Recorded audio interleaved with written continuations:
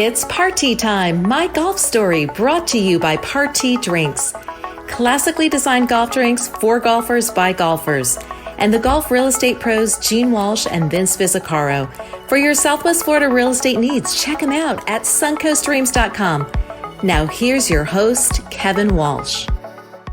Hey, what's going on? We got a good program for you here today. Cristian DiMarco is our guest today. And boy, does he have stories to tell, not just about his personal life, but his family life. So if the name sounds familiar for a couple of reasons, it does.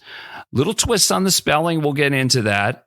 We're going to talk about the weather. We're going to talk about the state of his game and just have a good trip down memory lane, how it all started, where he is right now, and where he thinks he's going. And that's really the whole spirit of the podcast, always has been and always will be. We want to peel back the curtain. We want to create the situation where we're sitting on a couch in the maintenance shed at a golf course, having a couple cold ones, a couple parties, or a drink of your choice. Hopefully, it's Party. And a big thanks to Party Drinks, our title sponsor. If you're looking for an alternative to the old tired seltzers or something else, Party is for you. It's a golf drink for golfers by golfers, the smoothest drink out there. And for a list of the places where you can find it on golf courses in the Suncoast, on the Suncoast in Florida and elsewhere, just check out drinkparty.com. And a big thanks also to the golf real estate pros, Vince Visicaro and Gene Walsh. If your dream is to live in a golf community or a golf themed resort, they're your team. Nobody better. Or if you happen to live in a place like that and you want to cash out because a lot of people are trying to come down, real estate is really spiked in the area, especially around Lakewood Ranch. Gene and Vince can help you out as well. Check them out. They're with Fine Properties, suncoastdreams.com. And also the number to call for them is, it'll be scrolling across the bottom of your screen. Oh, here it is, 941-220-4000. All right, so let's bring in Cristian right now. Say hello. Got some parties sticking out of your head. Cristian, how's it going? It's good to have you on the program. I've been wanting to have you on for quite some time. Yeah, doing great. I appreciate you having me on, and let's get into it.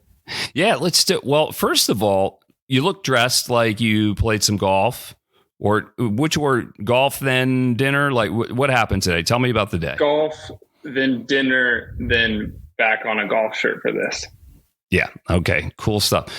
What's going on with this weather? Is it getting in the way of playing and practicing? I mean, it is, honestly. I don't know. You kind of enlightened me earlier that it's a El Nino. I didn't know. I've heard about it, but I didn't really understand what it was. But whatever it is, it's happening and it sucks.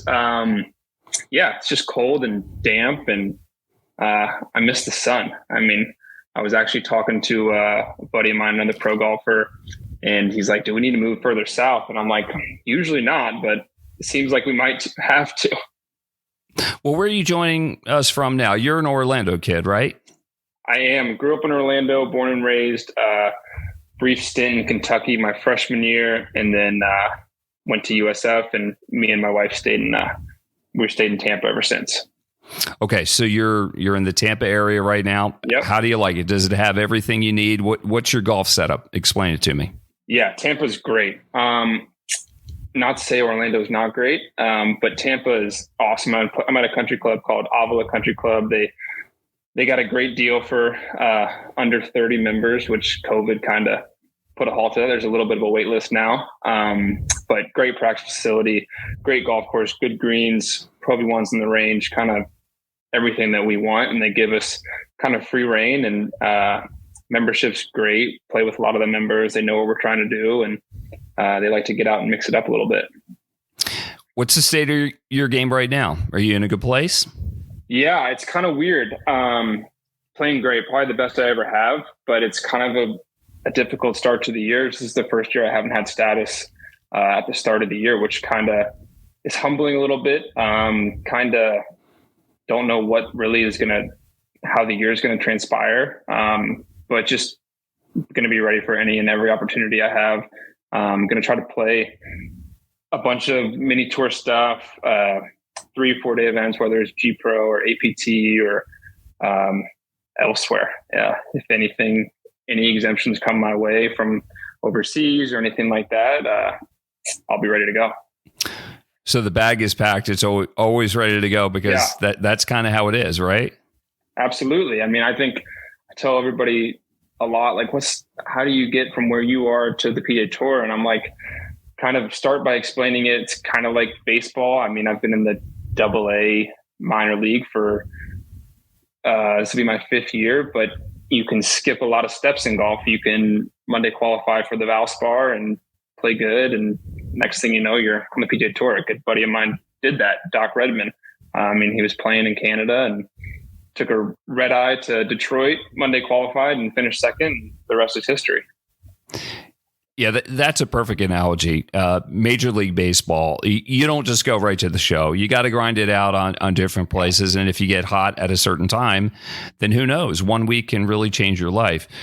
You had a pretty good week back in November on the West Florida Golf Tour. You've been playing in several of those events, lost in a playoff, had a second round, final round, 63. What did that do for your confidence? Yeah, that was great. I mean, it was right after Q school, where I missed, unfortunately. But no, it was awesome. I mean, I was in a playoff and with a lot of good players, or 2 good players, and there's a lot of good players in the field. Brian Ritchie was in that playoff, and it was cool. I mean, I was probably 3 groups ahead of the leaders, and I shot 4 under the first day. They think they were at 8. So it's kind of when you're teeing off, you're trying to go low, but you don't know if you can win because they're so far ahead. And if they shoot 6, 7 under again, they're kind of unreachable. But no, it was great just to I was actually talking to my mental coach about it after it happened. And it was just kind of like a Monday qualifier feel, just keep making birdies and see what happens. And I finished, and I asked Christian Bartolacci, the guy who owns the West Florida Tour. And, he's like, you're in the lead. And I'm like, wow, didn't even think that was possible. You mentioned Brian Ritchie. He was a guest on a couple of weeks ago. He had story after story after story. And then his dog crashed the podcast. Do we have a dog at home? Is there any chance that could happen? No animals over here for us. We are not animal people. I mean, maybe a fish, but we're both just not home. So it'd be tough. Okay. So you're mentioning both. Your wife. Yes. Listen, brother, you outkicked your coverage. You're a handsome devil, Big but time. And you're so proud of yourself. You should be. Tell me about her. And great soccer player. Who does she play for? And how'd you meet? Yeah, so she played hard to get for a while, to be honest. But perseverance prevails. It always does. But we met at USF. She played soccer there. I played on the golf team. And we met there. She has played the last 5 years in the NWSL. She played for a couple different teams. Her most recent is with the Orlando Pride. She's in off season right now, but she's looking forward to the year. Is she more famous than you? Be honest. Absolutely. I mean, we've got pictures of her jersey, and I don't have any flags yet to post on the wall. So she's got some stuff hanging on the wall here for sure. Can you show us around? What's that? A shelf over your left shoulder? I mean, where exactly are we in the house? So we are in our office. I mean, we both don't have desk jobs, so this is just a catch-all room. But I mean, I got a bunch of hats over here. I got gloves. Too many hats, she always tells me. And then there's her jersey up there. Yeah. Then we got, I mean, every golfer should understand this. My suitcase is ready to go, and it rained today. So that's what golfers do when it rains. Hopefully you can see that. Yeah, I can see it good. So golf, everything's drying out. So tell me the dynamic, having 2 professional athletes in the family. Are you guys competitive in any way, or do you just, I know you support each other, but does it ever get competitive? Does she give you advice about golf, you with her about soccer, or is it just best to kind of stay away from and let each do their own? Yeah, I think we're both pretty good at giving ourselves space in our own craft. I mean, certainly some mental stuff. I mean, in any sport, you have doubt, whether it's, I don't know if I'm not playing good, I don't know if I'm going to make it or whatever. And just having that support system so close to home and at home, and know that she's going through the daily daily grind like I am, it's one, inspiring. I mean, she gets up earlier than I do to go to the gym, and her workouts are way more strenuous than mine. But I think we hold each other accountable without holding each other accountable, just more lead by example. And there's no like, hey, when are you going to be done today? Like, you really have to train again, or you really have to play another 9 holes, or you really need to keep practice. Like, there's none of that. Like, she knows what she's trying to do. I know what she's trying to do, and she knows what I'm trying to do. So I think it works great. Cristian DiMarco is our guest here on Party Time, My Golf Story.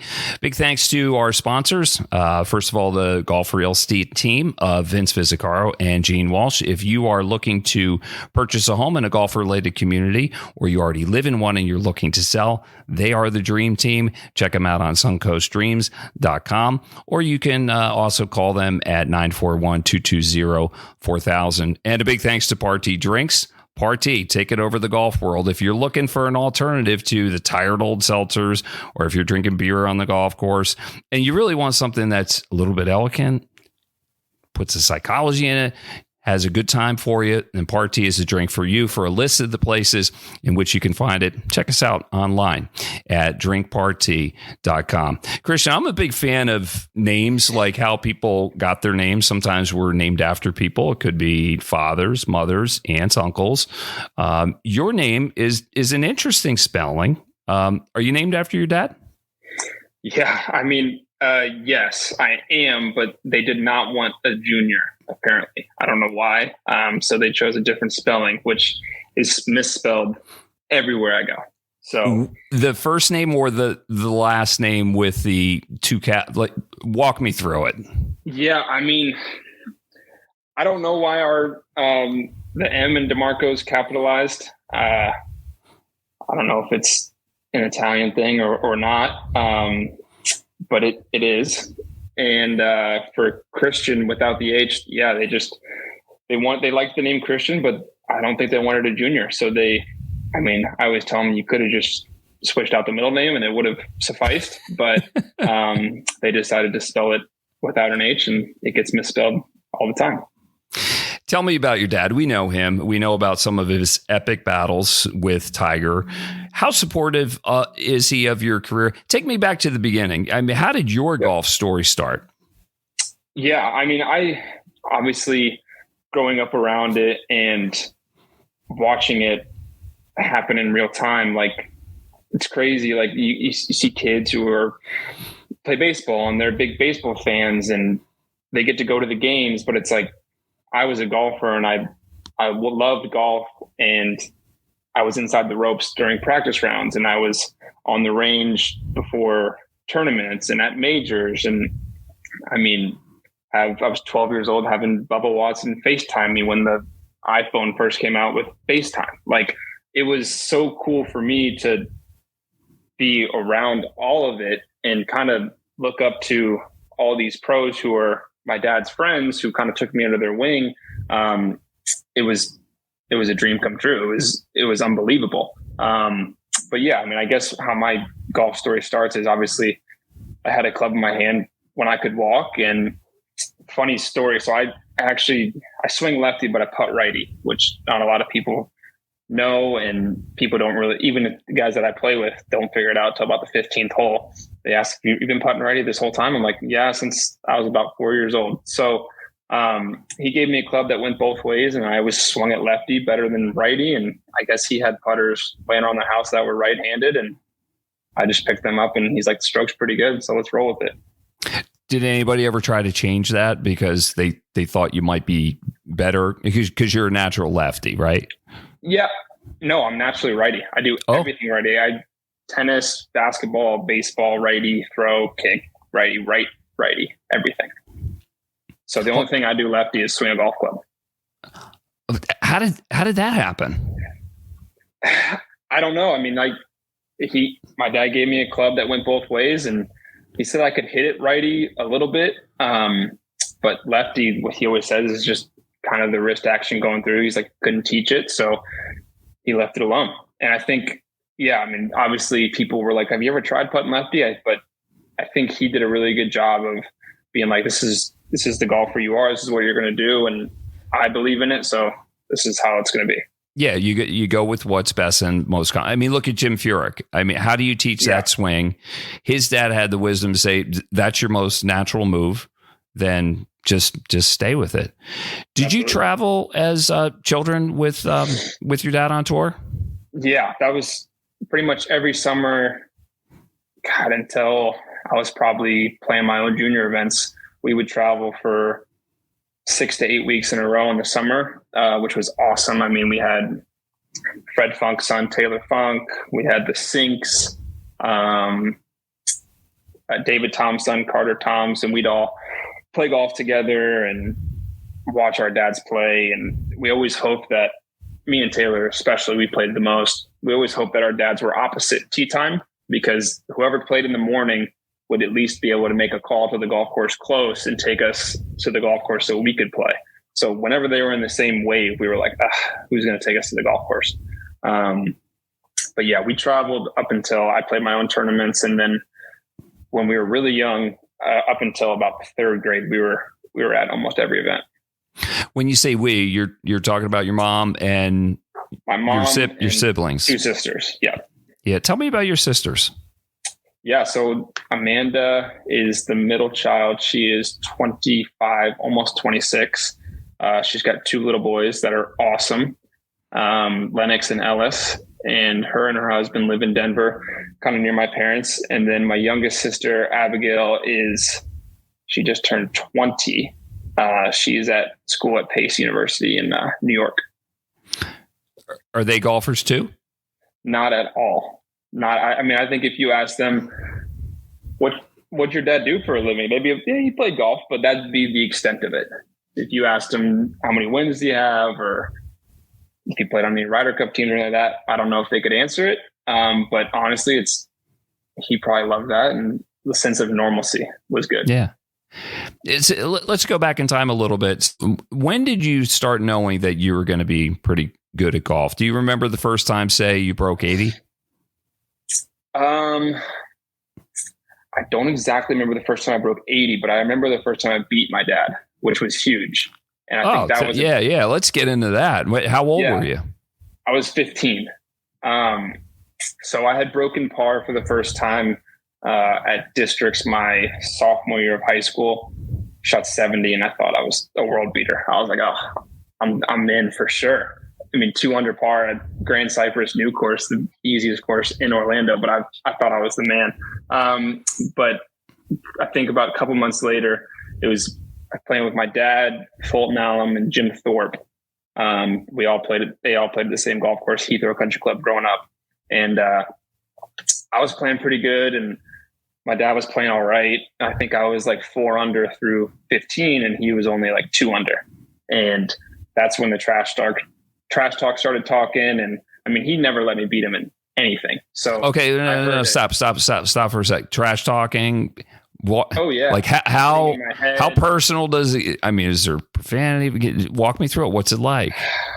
I mean, he wanted to let me know what I was trying to do. So whether it was, hey, there's a little water on the left on this hole. Hey, you're up by 1. If you make bogey here and I make birdie, then I'm going to win. And I don't, not much profanity. I think regardless, he always wants me to do well. Now, if we're playing ping pong or pickleball, there's definitely profanity, but in golf and at that time at my age, he was more just mind games of like, hey, like what you're trying to do right now is a big deal. Like, and it was nerve wracking, but I finally did it. And, he still beats me.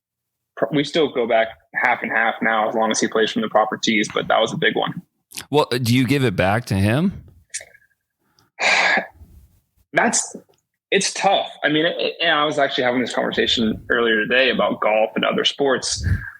I mean, I think there's no bigger flex than just hitting a better shot than another golfer. I mean, I know in basketball there's trash talk and you're trying to get in someone's head, but like, and it's physical, but in golf, like if you say like, oh, like I'm going to hit a better shot and you don't, like, I really don't need to say anything else. Like I just hit a better shot than you.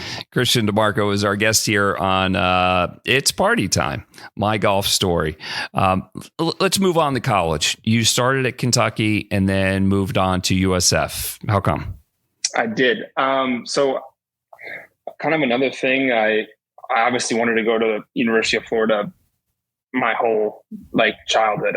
My dad went there. I'm still a huge Gator fan, brainwashed. I mean, even when I was at Kentucky and Florida played Kentucky, I couldn't really root for Kentucky. It was tough.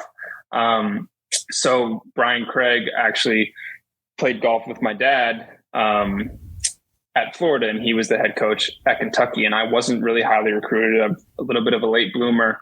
And he took a shot on me, and I went to Kentucky. But the funny story before that is I wasn't really getting recruited, and I was playing at FCWT at Mark Bostic Golf Course, where the University of Florida is. And I think I had just committed to Kentucky, and I was pissed at Buddy Alexander, who is now a great guy and a mentor to me. And, but I was pissed at him. And I vividly remember on the second day I was playing me versus Philip Barbary, who went to LSU, and we're 17 years old playing this junior event. And I was 2 shots ahead of him, I believe, going into the 13th hole, and Buddy Alexander drove his cart out and just kind of looked at me and was like, "Are you going to win this thing?"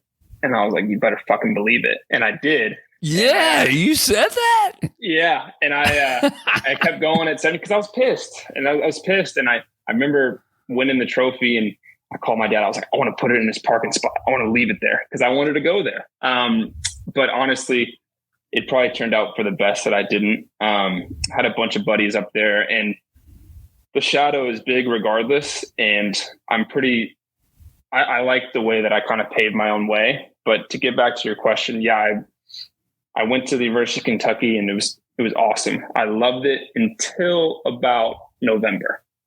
And that's when the snow started coming. And what happened is I went home for Thanksgiving. There was snow on the ground in Kentucky. I played golf in shorts in Orlando.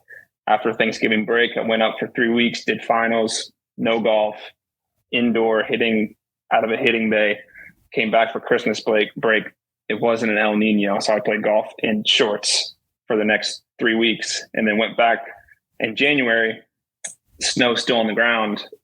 And I went into Brian Craig's office the first week back, and I said, "Coach, there's no way I could do this for 4 years." And it's the worst winter in 30 years. I said, if this is possible here, yeah, I can't do it. And it was kind of funny.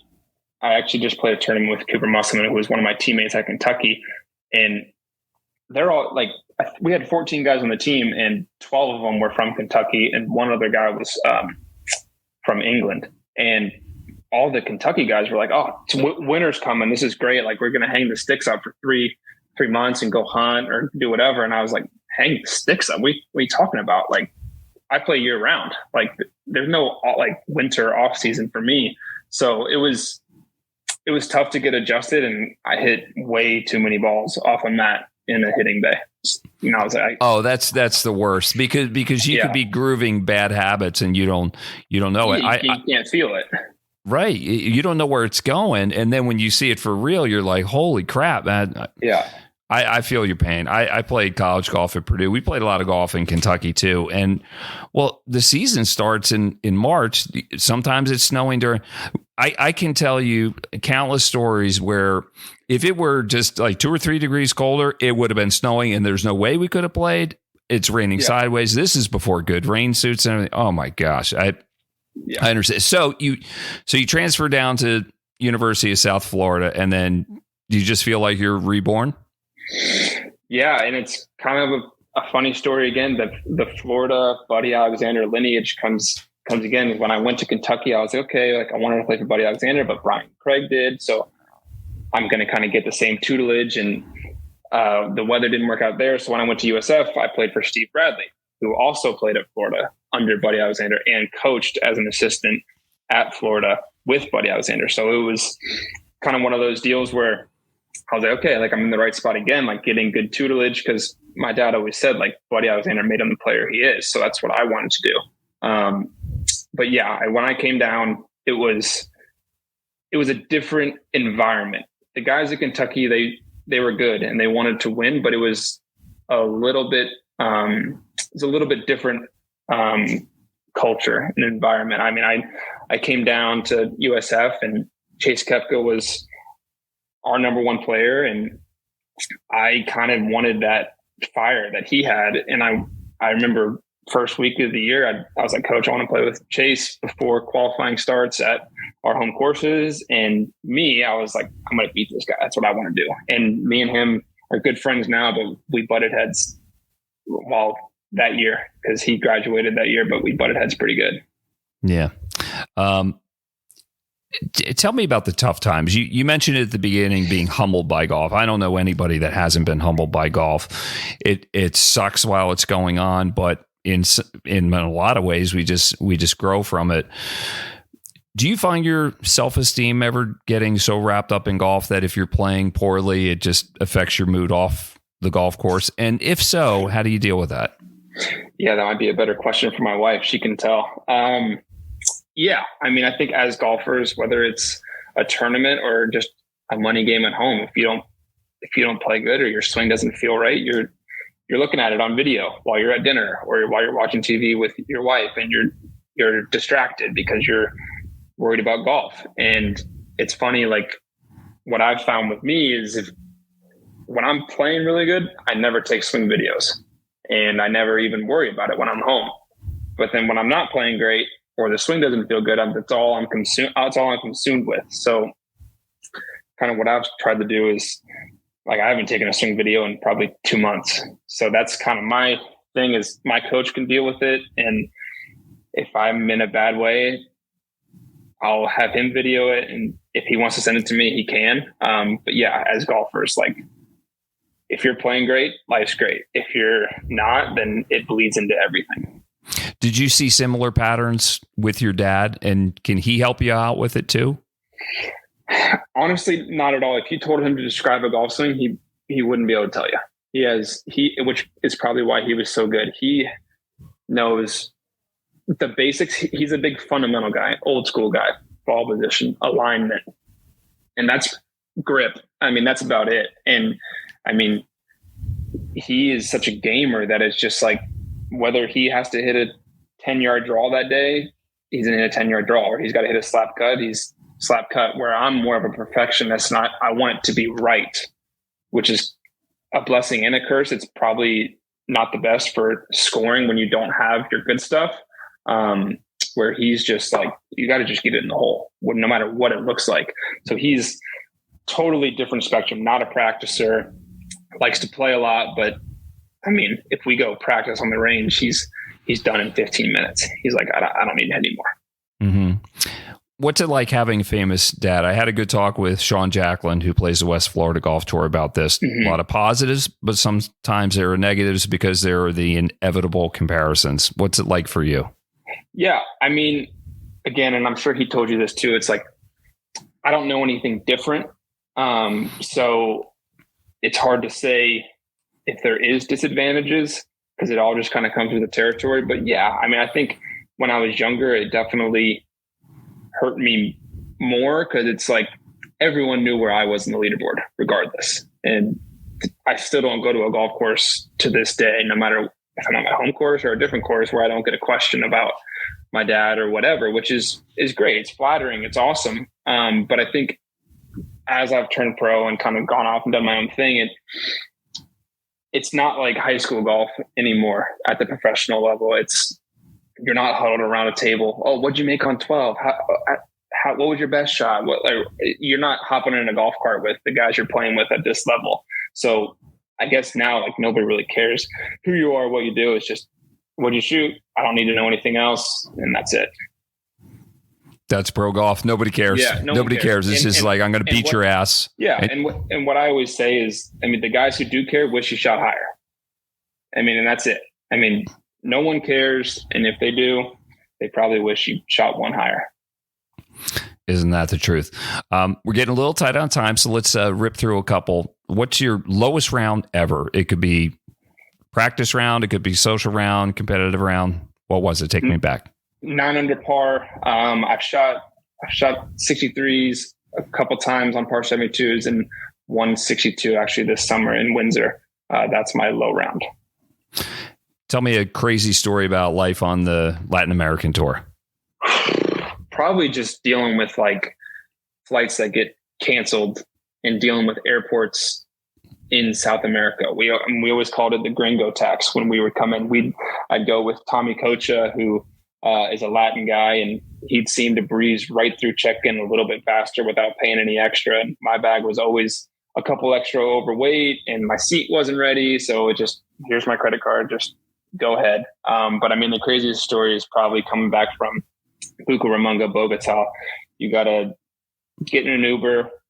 Hopefully the guy's nice, and you get taken to the airport, and you're trying to Google Translate what the kiosk says on your phone, and you find out that your flight from Bucaramanga to Bogota is on time, but your flight in Bogota to Orlando is canceled. So they're not going to let you on the flight from Bucaramanga to Bogota, and just having to book a different flight and being on the phone with my agent who is in Jacksonville trying to figure out whatever airline we're on, how to get us home. And it's, thank God we did the buddy system. And I think me and Brad Schneider, I think we ended up getting a hotel at the Aloft in Bogota. And it just was like, when you step on Latin America tour is great. And the places we went to are awesome. But when you step on American soil, you're like, okay, I can breathe a little bit. Exactly. So when it's all kind of crumbling around you, does having a 6-pack nearby, does that make it better or worse? Definitely. Yeah. I think we raided that mini bar and we closed that Aloft bar down for sure. Who was your favorite PGA Tour golfer growing up? Who did you always look up to? The lefties. I mean, I always looked up to Phil, and I always looked up to Bubba Watson, and Bubba Watson was a big one because he was a pin guy. He was a lefty. So my dad played ping. So I love that. But I mean, I think obviously Tiger Woods, but I think I had a level of hatred for him growing up too, because he always seemed to beat my dad by 1 or 2 in majors. Were you at the Masters when Tiger chipped in? I was. Yeah, it was. What was that like? There. Yeah, I was on the 16th hole by the green, kind of in between 17T and 16 green. And I just remember I was there with my mom, my dad's agent. I think we had a family friend there as well. And I just remember, I don't remember anything else about the round besides 18. But 16, I just remember standing next to one of those pine trees. And when that chip went in, Tiger's chip went in, the tree was vibrating from how loud it was. And it's something that I'll never forget. It was unbelievable. It was just the atmosphere around that hole at the Masters, the best tournament in the world. It just, I'll never forget how loud it was. Mm-hmm. What's the biggest putt you ever made in your life? Be it money or it meant something. Give me the details. I mean, I've had some good money putts in Banker. Yeah. Okay, give that up. So we're playing a Banker game, and we're playing with amateurs, great guys, my dad's buddies, and in Banker you can triple on a par 3. So I'm the banker, and in Banker everyone's playing against me on the hole, in whatever the denomination is. You can triple in the air on par 3s. First amateur hits it like 30 feet, triple, no strokes on par 3s. So I'm like, great. Okay. That went from $30 to 90 versus him. Perfect. Next guy flushes it. Me and my dad both know it's long, but he triples because it's in the air, 45 feet long. My dad hits it to like 15 feet, doesn't triple. Nice, dad. And now I'm over this. It's a short wedge too. It's like 125. I'm over this, like, just please hit the green so I can triple.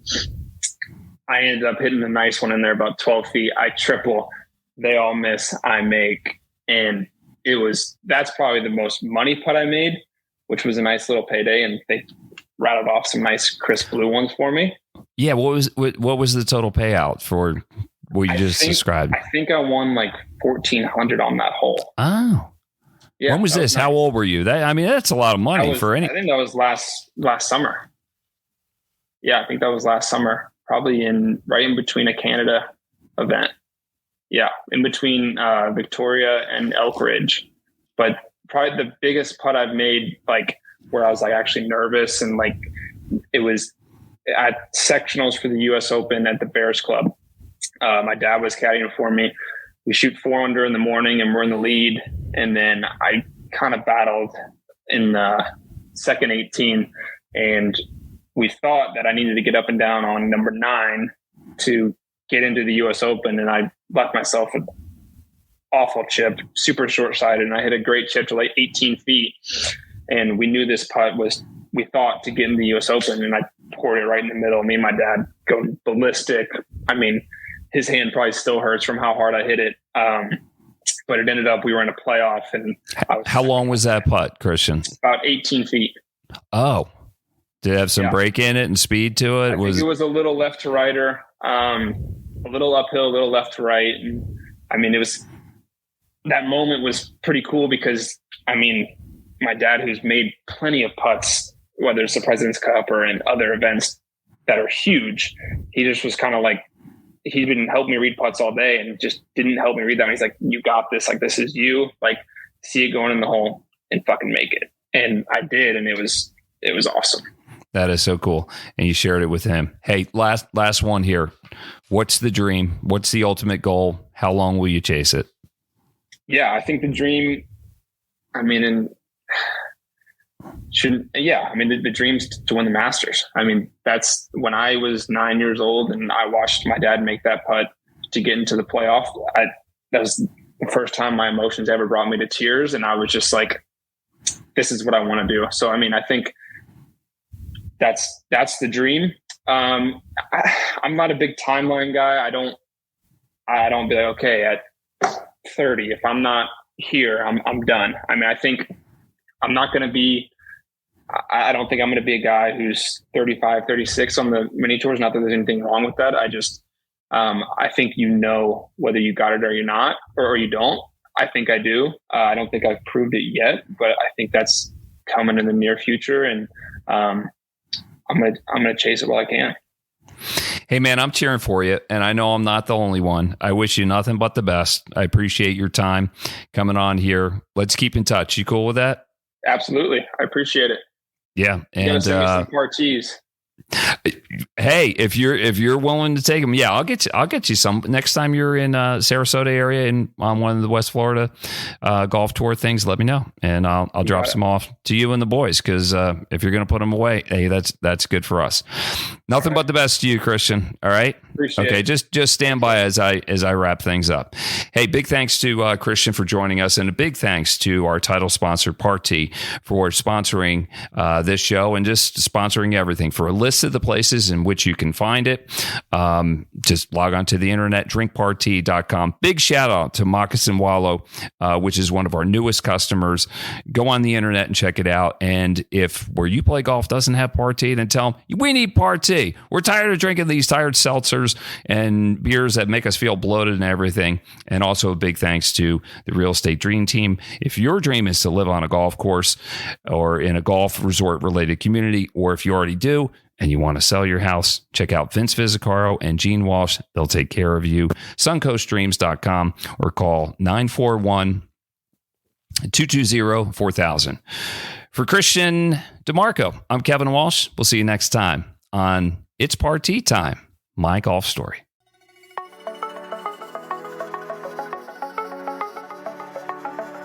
You've been listening to It's Party Time, my golf story, brought to you by Party Drinks. Classically designed golf drinks for golfers by golfers, and the golf real estate pros Gene Walsh and Vince Visicaro. For your Southwest Florida real estate needs, check them out at suncoastdreams.com or call 941-220-4000.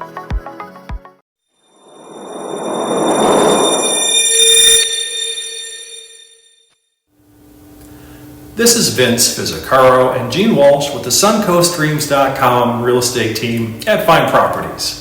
We've helped hundreds of families find their dream homes in golf and resort communities in Lakewood Ranch, Bradenton, Sarasota, Parrish, Venice, and the surrounding areas. Let us be your guides to finding your dream home here as well. Learn more at suncoastdreams.com or call us at 941-220-4000.